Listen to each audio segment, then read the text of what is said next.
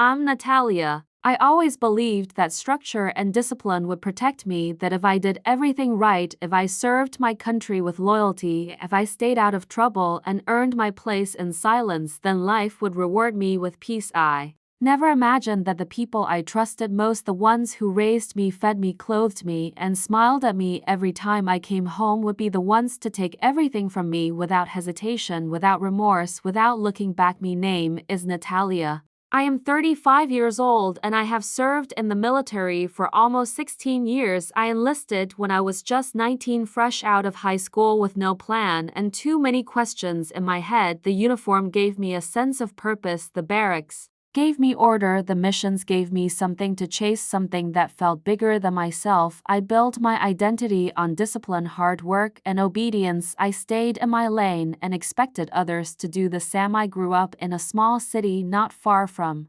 Ankara. My father was an electrical engineer, my mother a school administrator. My younger brother, Mehmet, had always been the golden child, charming, intelligent, ambitious, the kind of son parents proudly showed off, while I was the one covered in dust, boots worn out, hair pulled back in a military bun, and mind always racing through procedures, strategies, reports. Mehmet was the favorite. That much had always been clear, but I never resented it. I didn't need anyone's approval. I had the army. Every deployment, every transfer, every late night shift, I endured it all because I knew I had something secure waiting back home: my family, my savings, my future plans. I had always been cautious with my money, investing smartly, saving every extra penny. I didn't travel much, didn't party, didn't splurge, and when my father approached me about an investment opportunity, I didn't even question. I said they wanted to start a company in security technology using his engineering background, Mehmet's marketing skills, and my name to secure certain government trust. I didn't fully understand the plan, but I believed in them. They were my family. After all, I wired them a large sum for the initial capital, close to 120,000 lira, which was most of my long-term savings. My father promised it would be temporary, and once the company was up, I'd be one of the shareholders and they would manage it until I completed my foreign mission. At the time, I was deployed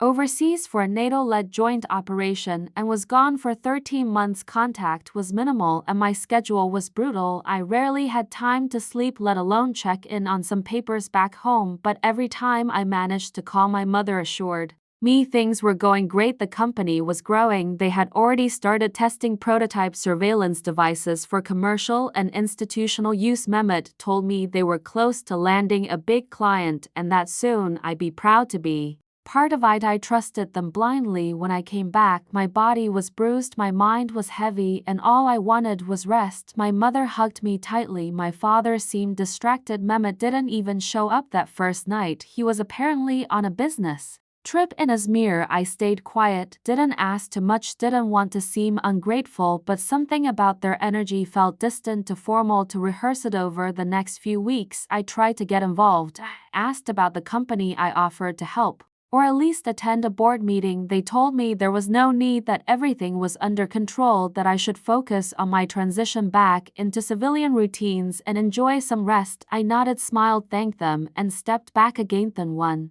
day, curiosity got the better of me. I decided to search for the company online. I found the website, a sleek, polished platform with a deep blue and gray design. The logo was familiar. The name was exactly what we had discussed: Sentinel Dynamics Limited. They even used the slogan I had once suggested in a late-night voice message: the future of national safety built at home. But nowhere on the website was my name listed, not as co-founder, not as shareholder, not even in the About Us page. My stomach sank. He spent the rest of the night searching. I dug into public company registries and found their records. They had registered the company during my deployment. My father signed as managing partner. Mehmet was listed as primary stakeholder and financial backer. My mother had signed as the third board member. I wasn't on the documents. I wasn't anywhere. He went to the bank to check transaction history. They had used my funds to open the first accounts, but those accounts had been closed and merged into new ones once the company was fully operational. My money was gone and my name. Arasetti didn't confront them right away, didn't scream or throw accusations. Instead, I sat quietly at my kitchen table for hours, staring at the documents, rereading the details, trying to understand how deep it all went. I didn't cry, I didn't call anyone, I simply made a decision. I would find out everything, I would trace every document, every signature, every lie over the next few weeks. I became someone else, someone colder, more focused. I started visiting notaries, requesting document histories, and cross-checking signatures. I spoke to a friend in accounting who helped me understand corporate structures. I discovered that they had not only excluded me from ownership but had reassigned my capital as a personal loan that was marked as anonymous support in their official statements. They had legally framed it in a way that made it look like the money had been gifted to the company during launch, and the worst part was that they never thought I'd notice. They underestimated me because I had been silent for so long, because I had always stayed in the background doing my duty, cleaning up after others, taking orders without question. They thought I wouldn't understand legal paperwork. They thought I wouldn't chase them. They thought that loyalty and blood would hold me back. They were wrong. I didn't tell them what I had found. I started working with a quiet but sharp lawyer, an old friend of mine from the academy who had left the army to practice corporate law. I showed her every document, every email, every transaction. She read through it all in silence, then looked up and told me the truth. I had a case, a strong one, and it would take time, but if I wanted to fight, I could win. We filed the initial complaint anonymously, requesting a full financial audit of Sentinel Dynamics and issuing a preliminary injunction against their upcoming capital expansion, which I had found out about through the company bulletin Mehmet had posted publicly. They were about to receive external investment from a private European firm and had plans to expand into state contracts. My lawyer moved fast. Within weeks, the court approved our injunction and the company was forced to halt their expansion until the ownership dispute was resolved. My family had no idea I was behind it until the official summons arrived at their office with my name listed as the plaintiff. I will never forget the call from my mother, her voice shaking, asking what this was about, asking why I was doing this, asking how I could betray them. Didn't answer. I hung up. There was no betrayal, only justice. In the following weeks, everything started falling apart. They were forced to submit all their financial records to the court. They tried to dismiss the claim, but the evidence was overwhelming. They had used my signature without consent. They had moved funds through personal accounts, and they had erased my ownership with surgical precision. Attended every court session in uniform. I sat silently across from them while their lawyers stuttered through excuses. I watched my father refuse to meet my eyes. I saw my brother fidgeting nervously, my mother pretending to be hurt. I never raised my voice. I never lashed out. I let the evidence speak for itself. The court ruled in my favor. 3 months later, I was officially recognized as one of the founding shareholders of Sentinel Dynamics with a retroactive claim to all profits and voting rights. I also received compensation for damages and unauthorized use of personal funds, but what I really gained was not money or control. It was clarity. Saw my family for who they truly were, not monsters, not villains, just people, weak, greedy, fearful people who believed that silence meant permission, who mistook discipline for stupidity, who thought that just because I followed orders I wouldn't fight when the orders were wrong. I walked away from the company 6 months later, sold my shares, declined a seat on the board. I didn't want power, I wanted peace. Moved to a quiet town in the north near the sea, bought a small house with a garden, and started over. Still keep the court papers in a locked drawer, not because I need proof anymore, but because some betrayals are too big to forget and some victories are too quiet to be noticed. But I notice them every morning when I wake up alone but freed. That is enough for now. The mind has strange ways of protecting itself. When the truth becomes too sharp, it blurs the edges. When betrayal is too loud, it softens the sound. I spend weeks drifting through that fog of quiet denial, convincing myself there must be a mistake, that perhaps they meant to include me, that maybe the paperwork was still being processed or my role was just informal. For now, I wanted to believe that my family, even in their ambition, had left a place for me, not out of obligation but out of decency. But reality doesn't accommodate illusions for long, and every time I looked deeper, the fog cleared and the outlines sharpened, and what I saw underneath made my stomach turn. It started with the registry data I had pulled from the public database. Their names were listed clearly: Mehmet holding 40%, my father 45%, and my mother 15%. The company had no outstanding debt, no outside investor, no hidden structures. The ownership was airtight, and none of it included me, not even a placeholder, not even a token 1% gesture. Had invested 120,000 lira into the founding capital, and none of it was documented under my name. When I tracked the transaction, the receiving account was under my father's name, not the company's. Later merged into the corporate account and marked as private contribution. The company used my money to register the office space, to build the first batch of prototypes, to contract their first freelance developers. Even the launch event, the one they bragged about in photos all over the website, was paid for using the balance of my account. Remember looking at one particular image, my brother standing in front of a branded booth smiling with some regional government officials. The caption read, "Celebrating innovation and progress," and I stared at it for hours, trying to reconcile that face with the one who used to fall asleep watching cartoons next to me on the living room floor. Requested more documentation. I filed a formal request for shareholder records. As a citizen with financial interest, I hired an external consultant to interpret the legal wording because I was no longer willing to miss a detail out of ignorance, and everything pointed to the same truth. They had built a world using my foundation and then walled me out of it completely. At one point, I considered confronting them. I drafted messages, long, emotionally charged paragraphs asking how they could do this, what I had done to deserve it, how they slept at night knowing what they had taken. But I never sent them because the answers didn't matter, and because I already knew the truth. This wasn't a mistake or a miscommunication, it was a decision, a cold, calculated betrayal performed in my absence, planned during my silence, signed with confidence. They thought I wouldn't ask questions. They thought the uniform made me obedient to everyone, not just the system. They didn't see the difference between self-control and blindness. Began compiling every document I could find. I built a folder categorized by date and transaction type, copies of my transfers, registration records, internal memos, screenshots of website archives. I kept printouts in a locked drawer and digital backups on 3 separate drives. I didn't know yet what I would do with them, but I knew I needed them. I felt like a soldier again, collecting intel in enemy territory, except this time the enemy had my last name. I started asking quiet questions to people who might know without tipping anyone off. I reached out to a former military contractor who now worked in private sector procurement. He confirmed that Sentinel Dynamics had been applying for several bids in defense and surveillance. They weren't just a startup anymore, they were a rising name in regional tech circles, being featured in local tech expos, mentioned in niche blogs, even participating in a government-funded innovation program. And yet my name had never once been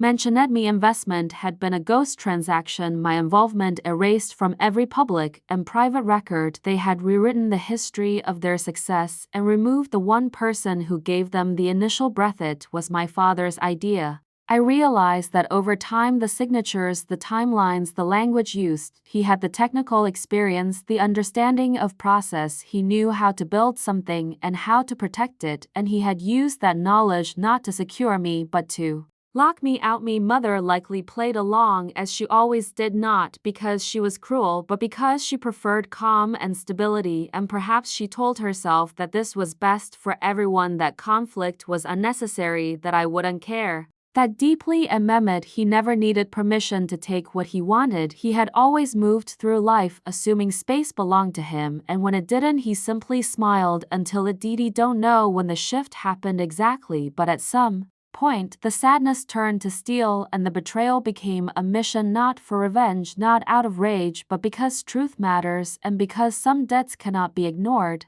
I began studying business law. I spent nights reading case studies on partnership fraud, unauthorized financial use, silent investor rights. I took notes, highlighted terms, cross-referenced rulings. I created a timeline from the day the idea was first pitched to the day I returned from deployment, with every financial action listed, every name, every transfer. I researched legal firms specializing in internal shareholder disputes and found 3 that had handled similar cases in the last 5 years I bookmarked them. Ali wasn't going to act out of emotion. I wasn't going to scream or threaten or knock on doors. I was going to fight the way I was trained, strategically, patiently, decisively. Scheduled a meeting with a lawyer, the only person I told everything to, a former colleague who had left the army after an injury and built a quiet but respected practice in Ankara. I showed her the files. She didn't speak for a long time, then she looked at me and said this was one of the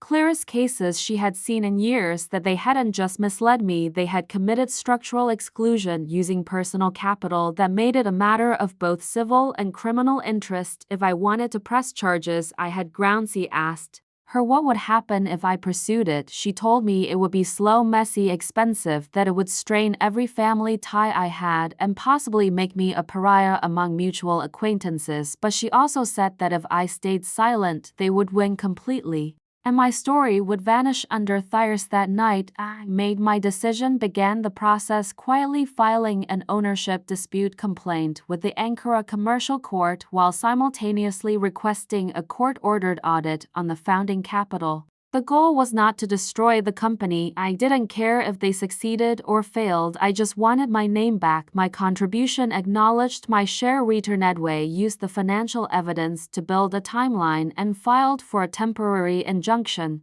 to halt any major financial restructuring by the company, to prevent them from liquidating assets or transferring shares to new investors until the case was heard. Within weeks, we received a confirmation from the court and the injunction was approved. Sentinel Dynamics was frozen in place and the board was notified that a legal process had been initiated regarding fraudulent exclusion of an unnamed shareholder. It was only a matter of time before they figured out it was me. Kept moving like I was still on a mission, waking early, reviewing legal updates, cataloging new evidence, contacting third-party witnesses who could confirm timelines, the company accountant, the first office landlord, the freelance developers. I didn't confront my family, didn't return their calls, didn't answer messages. I needed them. Confused and unprepared when the official summons arrived, they must have panicked. The complaint listed precise amounts, dates, and documented transfers. It accused them of corporate fraud, willful omission, and misuse of personal funds. Mehmet apparently tried to call me 12 times in one day. I let the phone ring. UT wasn't ready to hear their version of the story. Not yet, maybe not. A Verth company halted all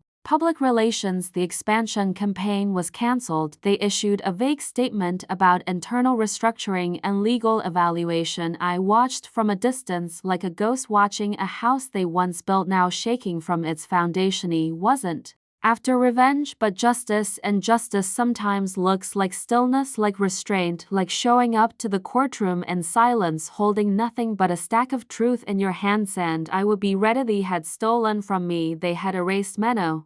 They would have to face Menet in the shadows, but in the clear light of law. I started noticing the signs in small ways. First, the kinds of signs you overlook when you want to believe the best in the people you love. I wasn't getting copied on company emails anymore. I wasn't asked to review contracts or attend meetings. The documents I used to approve were now coming already signed and finalized, and when I asked my father about it, he said they were just taking the pressure off me to let me rest after years of military service. I nodded and smiled and thanked him, but my instincts told me something wasn't right. He still had access to the business shared drive for a while, and at night I would scroll through files, PDF spreadsheets, scan legal papers, and I started seeing a pattern. The company had been incorporated under a name that excluded mine. It wasn't just an oversight, it was a deliberate legal structure that positioned my father as the majority shareholder, my mother as co-founder, and my sister as operations lead. I wasn't listed anywhere.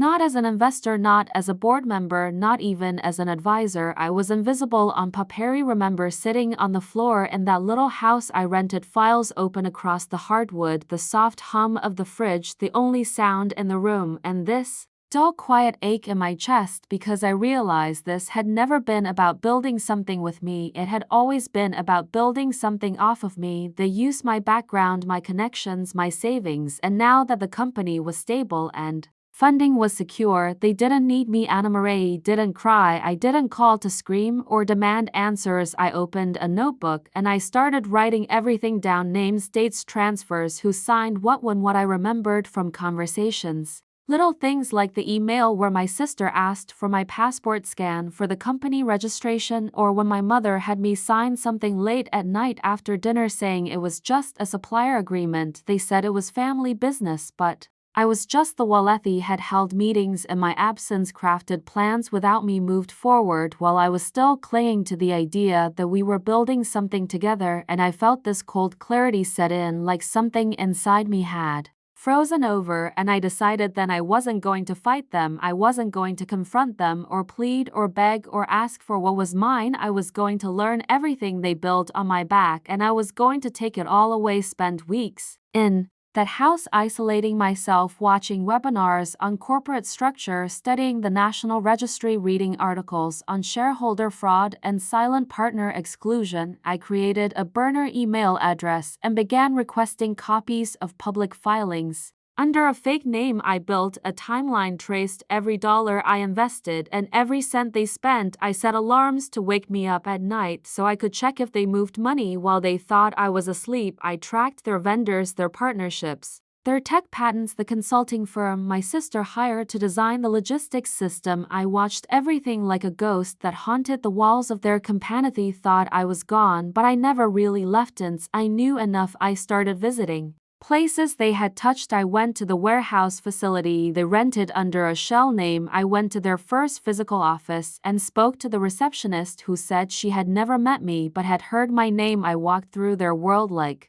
a stranger, yet every brick was built with my foundation, and I took pictures of everything, time-stamped, cataloged, stored offline in a drive that no one could access. But Memi's sister posted a photo one day of herself in front of the new company banner, smiling wide in a tailored suit captioned with something like "Hard work pays off." I stared at that photo for a long time, zoomed in to see the logo that I designed in its earliest form still visible in the new version. They kept my ideas, but erased my name. I wasn't angry, I wasn't even sad. I was documenting everything for the day I would bring it all into the light. They had underestimated me because I stepped back, but what they didn't know was that I stepped back to get the full picture. I needed to see where every line connected, every weakness, every lie, every careless move they made, thinking I wasn't watching. He reached out to a lawyer anonymously, a former JAG officer who had transitioned into corporate fraud litigation. I didn't give him my real name, I didn't give any details that could link me to the case. I just asked hypotheticals, told him stories, and he gave me scenarios in return: what constituted theft, what proved malicious intent, what kind of documentation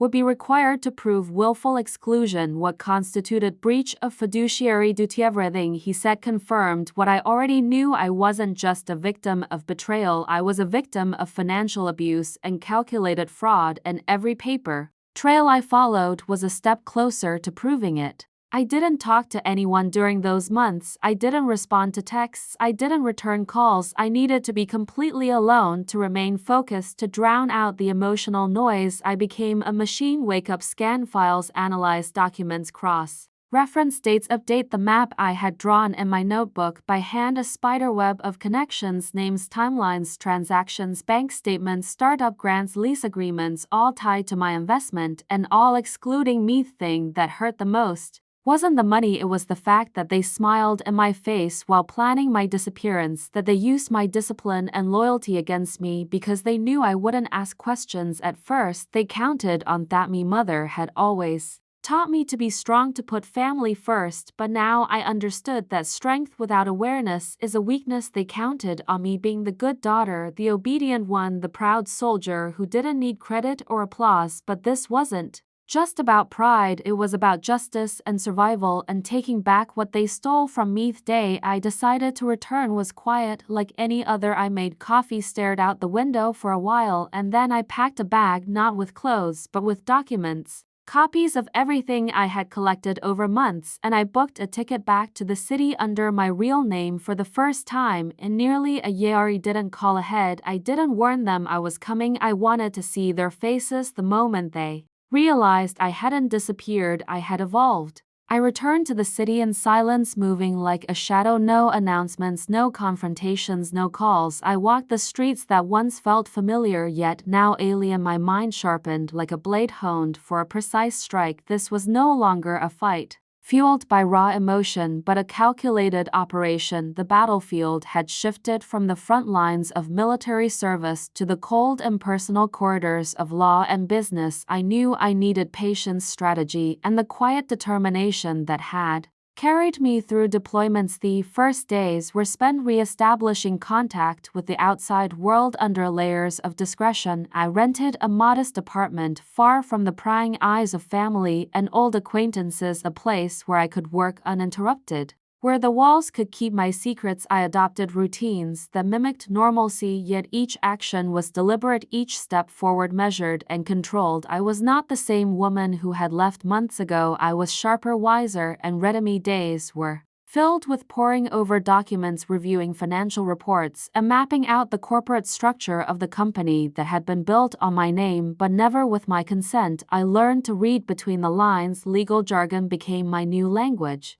and every signature, every transfer, every piece of correspondence was a clue in the puzzle I was determined to solve. I compiled evidence, meticulously creating a detailed archive of the company's financial activities. The trail was complex but not impenetrable. There were transactions that did not add up, money moved through accounts in ways that suggested deliberate concealment and manipulation. I documented everything, categorizing files by date, type, and source. I cross-referenced bank statements with invoices and contracts. I began to see the pattern of calculated exclusion laid bare before me. In addition to paperwork, I started discreetly reaching out to former employees and contractors, people who had worked in the shadows of the company, some wary, others eager to share what they knew without realizing how vital their testimonies could become. They spoke of meetings I was never invited to, decisions made behind closed doors, and strategies that never included me. Their accounts painted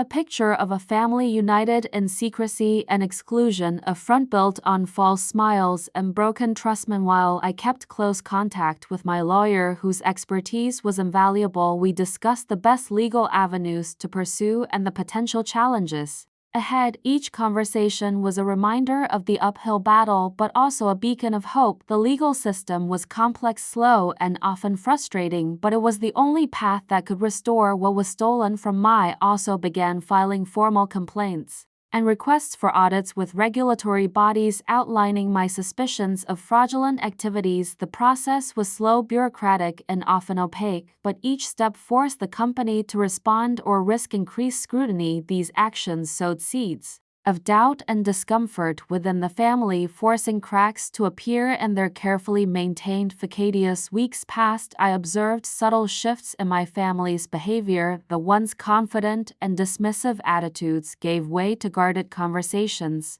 and strained interactions. Their attempts to maintain control began to falter, and I sensed their unease. My silence was a weapon more powerful than any accusation, because it left them guessing, unsure of my next move. Tension culminated when the company received official notification of the legal actions pending against them. The reaction was swift and desperate. Emergency meetings, hurried phone calls, and frantic attempts to cover tracks. I stayed removed, watching from a distance, knowing that panic was a sign of vulnerability, and vulnerability was my advantage. Through it all, I remained grounded, drawing strength from my discipline and training. I woke early, read legal briefs, reviewed evidence, and planned next steps with military precision. My identity was no longer tied to their version of family loyalty, but to my own values of justice, resilience, and truth. Day came when we finally submitted the formal lawsuit. It was a culmination of months of research, documentation,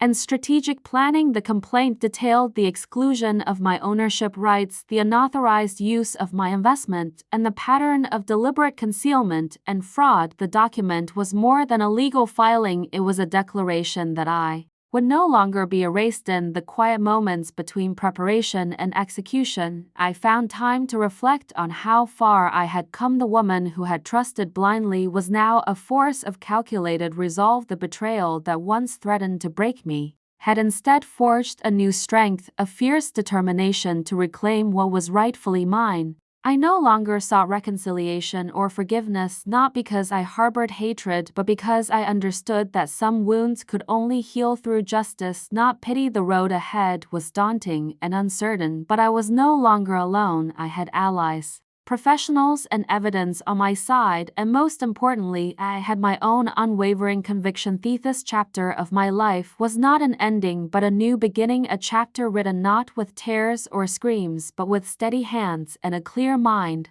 I was ready to face the storm with calm certainty, knowing that every step I took was a step closer to justice and freedom, and so I waited, prepared and silent, ready to strike not with anger but with the undeniable power of truth. I sat in the courtroom, the sterile air thick with tension, the rows of seats filled with faces, some familiar, some strangers, all bearing witness to the battle unfolding before them. I wore the uniform that had once defined me, the fabric now a symbol, not just of service but of survival. A reclaiming proceedings began with the reading of the complaint, each allegation a shard of the truth I had painstakingly gathered over months, the forged signatures, the unauthorized transfers, the exclusion from ownership, all laid bare with clarity and precision. My lawyer presented the evidence as a skilled tactician, every document, every bank statement, every email carefully introduced to build an undeniable case. Watched my family sit across from